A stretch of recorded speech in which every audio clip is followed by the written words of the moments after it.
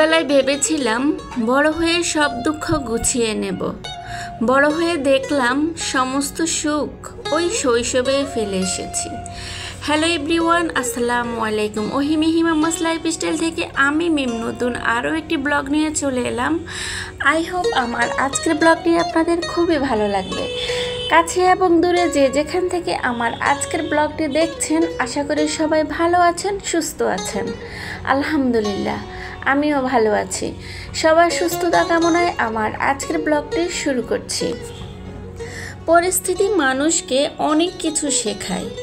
একাকিত্ব শেখায়, বাস্তবতা শেখায়, নিজের পায়ে দাঁড়াতে শেখায়।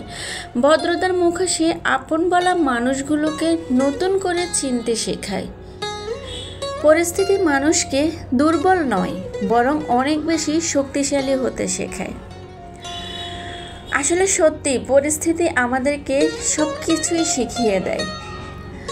কারণ একটা কি বলবো, প্রায় ক্লাস 9-এ পড়া একটা মেয়ে, যার কখনো সংসার কী জিনিস বুঝতোই না, সংসার মানে কি তাও বুঝতো না। তো সেই মেয়েটার যখন হঠাৎ করে বিয়ে হয়ে যায়, তখন তার উপরে সংসার নামক জীবনটা বা সংসার নামক যে একটা বোঝা চাপিয়ে দেওয়া হয়, সেটা তাকে মানিয়ে নিতে, গুছিয়ে নিতে অনেক সময় লাগে। তাছাড়া ধৈর্যও লাগে। ধৈর্য ধরে যে টিকে থাকতে পারে, সেই কিন্তু সংসার জীবনে অনেক সুখী হয়। আর যে টিকে থাকতে পারে না, তার কিন্তু কোথাও গেলেও শান্তি নেই। অনেক ত্যাগ করতে হয়, অনেক কিছু হারাতে হয়, আবার নতুন করে কিছু পেয়েও যায়। তো ঠিক আমিও কিন্তু তার থেকে ব্যতিক্রম নই। ক্লাস 9-এ যখন আমি পড়তাম, তখনই কিন্তু আমার বিয়ে হয়ে যায়। আর আমি তখনই সংসার কি সেটাই বুঝতাম না। পরে ওই অবস্থাতেই আমার শাশুড়ি প্রায় 1 বছরের মাথায় উনি স্ট্রোক করে, উনি পুরো প্যারালাইজড হয়ে যায়। এভাবেই কিন্তু ওনাকে নিয়ে আমার 10 বছর পাড়ি দিতে হয়েছে, ওনার এই অবস্থা নিয়ে। যেই লোকটি কখনো সে বিছানা থেকে উঠে দাঁড়াতে পারতো না, আমি ছিলাম তার লাঠি। আমি তাকে সবসময় ছায়ার মতো আগলে রাখতাম। আর আমি কিন্তু ঠিক তখন অত বেশি বড়ও ছিলাম না, অত বেশি বুঝেরও ছিলাম না। ক্লাস 9-এ পড়া মেয়েটি আর কীভাবে বুঝতো সে যখন একটা সংসার নতুন করে পায়, তখন কিন্তু তার কাছে সেটা সে বোঝাই মনে হয়েছিল।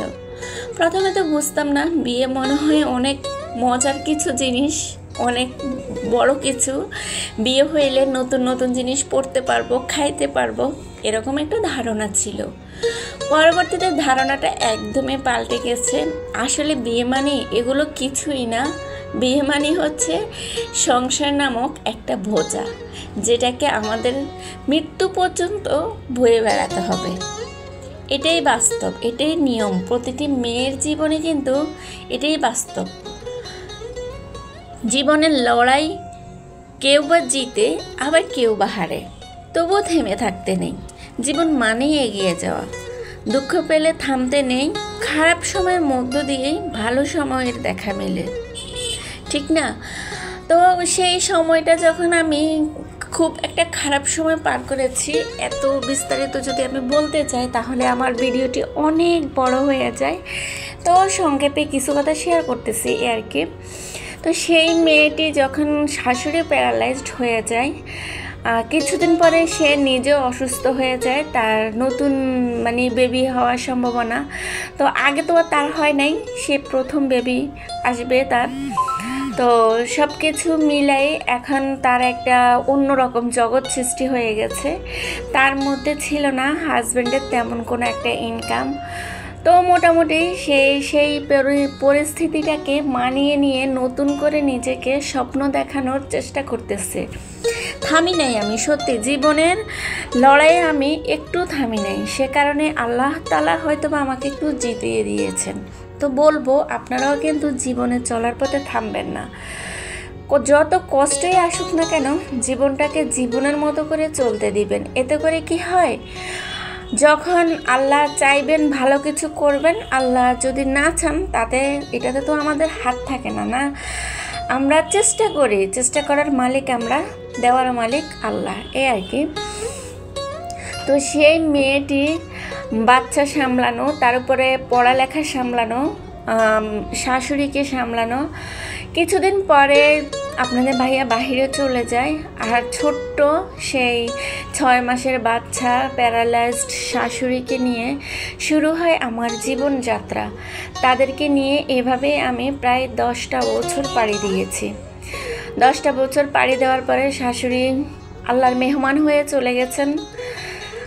অনেক খারাপ লেগেছে, অনেক কষ্ট পেয়েছি, কারণ যেহেতু ওনাকে সেই 10 বছর যাবতে ছোট্ট শিশুর মতো করে মানুষ করেছি, মানে লালন পালন করেছি, এই আর কি।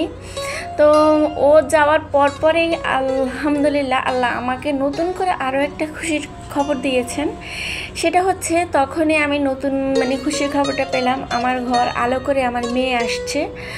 তো ছেলে 10 বছর পরে মেয়ে হয়েছে। এখন আমার 2টা ছেলে মেয়ে, 2টিই মোটামুটি আলহামদুলিল্লাহ অনেক বুঝের, অনেক লক্ষ্মী দুজনেই।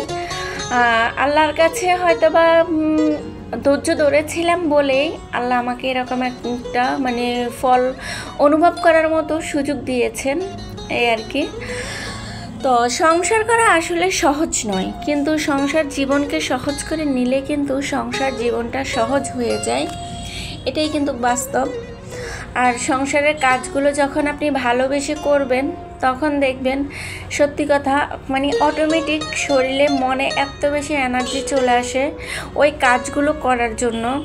একটা কাজ যখন আপনি করতে যাবেন তখন দেখবেন আপনার 10টা কাজ হয়ে যাবে। মানে একটা কাজ করতে গেলে দেখা যায় যে এটার জন্য হয়তো বা সুন্দর লাগছে না, ওইটা ওইভাবে গুছিয়ে রাখলে হয়তো বা আরও সুন্দর লাগতো। তো আমরা যখন একটা কাজে হাত দিই তখন আমাদের বাকি কাজগুলো সুন্দর করে গুছিয়ে করা যায়। আর সংসারটাকে একটু মন দিয়ে করতে হয়, মন দিয়ে করলে কি হয়, সংসারটা কিন্তু অনেক সুন্দর পরিপাটি সাজানো গোছানো একটা সংসার থাকে। আর সংসারের মানুষগুলো মানে ওই সাজানো গোছানো সংসারের মধ্যে থাকতে থাকতে তারাও সেরকমই পরিস্থিতিতে বেড়ে ওঠে। সব মিলে খুবই সুন্দর একটা সংসার আর পরিবেশ সৃষ্টি হয়। তো এই পরিবেশটা আসলে কিন্তু আমি ধরেই পাই নাই, অনেক সাধনার পরে তারপরে পেয়েছি। তখন কি আর এরকম বিল্ডিং ফ্ল্যাট বাসা চাইলে হাতের কাছে সব কিছু পাওয়া, এটা কি সম্ভব ছিল? সম্ভব ছিল না। তো চাইলে সব পাইতাম না। ছোট্ট একটা টিনের ঘরে থাকতাম, মাটির চুলায় রান্না করতাম, দিন এনে দিন খাইতাম। তো আলহামদুলিল্লাহ সেখান থেকে এই পর্যন্ত এসেছি, এ আর কি।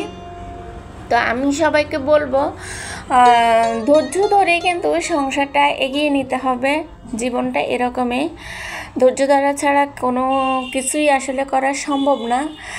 আর আরেকটা কথা সেটা হচ্ছে কি, প্রায় সময় ভাবি ইউটিউব আর করব না, মাঝে মাঝে মানে শরীরটা মনটা এত বেশি খারাপ থাকে, একদমই ভালো লাগে না।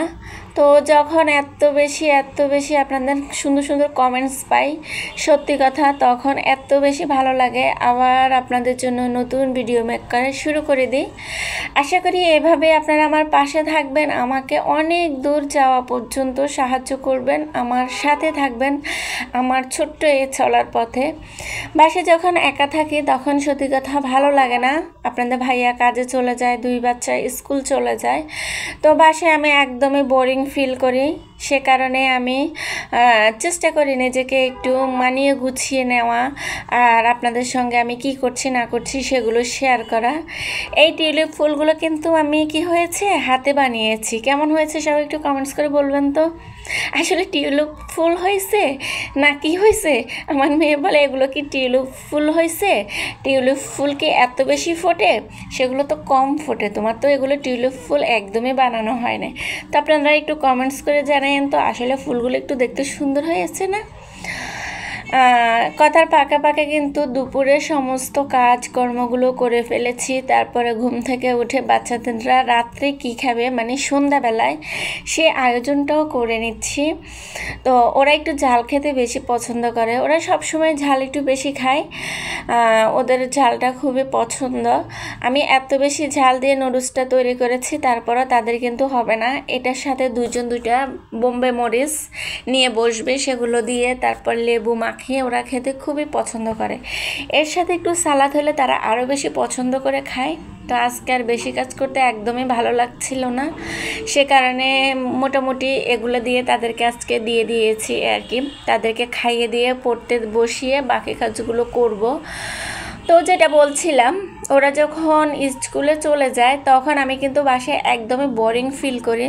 তো তখনই ওই সময়টার জন্য আমি আপনাদেরকে বেছে নিয়েছি যে আমারও কোনো সঙ্গী সাথে থাকা দরকার। এভাবে কি একজন মানুষ একাকিত্ব থাকতে পারে, একাকিত্ব বেঁচে থাকতে পারে? আমি যদি আমার কাজগুলো কারোর সাথে শেয়ার করি তাহলে হয়তো বা আমার ভালো লাগবে, বা তাদের সাথে একটু আড্ডা দিই, কথা বলি, সারাদিন কী করছি না করছি এই বিষয়গুলো আমি আপনাদের সঙ্গে শেয়ার করি। আসলে কি হয়েছে, আমি আপনাদেরকে আমার ফ্যামিলির একজন সদস্য মনে করি। আমার সন্তান, স্বামী, বাবা মা যেমন আমার ফ্যামিলির একজন মানে এক একজন সদস্য, তো আপনারাও হচ্ছেন আমার ফ্যামিলির সদস্যের মতো। আপনাদের সাথে যদি কিছু শেয়ার না করতে পারি আমার একদমই ভালো লাগে না। হয়তো বা আমার ভালো সময়টা আপনাদের সঙ্গে শেয়ার করি, খারাপ সময় শেয়ার করি, কিন্তু আমার মানে যেগুলো আমি খাই, তৈরি করি, সেগুলো আপনাদের সাথে শেয়ার করি, কিন্তু আপনাদেরকে কখনো খাওয়াইতে পারি না। তার জন্য দুঃখ প্রকাশ করি। তো দোয়া করবেন আমার জন্য। জীবনে অনেক কিছু করারই ইচ্ছে ছিল, আসলে কিছুই করা হয়ে ওঠে নাই। জীবনে ভাবতাম যে পড়ালেখা করেছি, ভালো কোনো চাকরি করব, বিসিএস ক্যাডার হব, ল পড়ব, মানে কত কিছু না স্বপ্ন দেখেছি। ওই স্বপ্ন দেখে ভেবেছিলাম একদিন হয়তো বা দুঃখটা গুছিয়ে নেব। বাবা মায়ের দুঃখ, স্বামীর দুঃখ, বিয়ের আগে বাবা মায়ের দুঃখ, বিয়ের পরে স্বামীর। আসলে কি হয়েছে, পরিশেষে কিছুই করতে পারলাম না। তো ভাবলাম এসে দেখি ইউটিউবে যদি আপনাদের সাথে ভিডিও শেয়ার করতে গিয়ে জীবনে কোনো কিছু পেয়ে যাই, সেটা হবে আমার হয়তো বা বাড়তি ছাওয়া। তো সেই বাড়তি ছাওয়াটার জন্য অপেক্ষা করছি, হয়তো বা আল্লাহ অনেক দূরও নিতে পারে।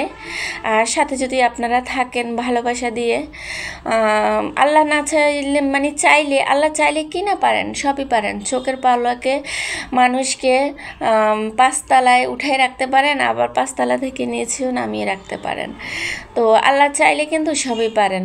হঠাৎ করে এই কাপটা ভেঙে গেছে, মনটা খুবই খারাপ হয়ে গেছে। আমার পছন্দের একটি কাপ ছিল, এটা আমার ছেলের বার্থডেতে কেউ একজন গিফট করেছিলেন। তো আমার এত বেশি ভালো লাগতো, এটাতে আমি সবসময় কফি খাইতাম বা চা খাইতাম।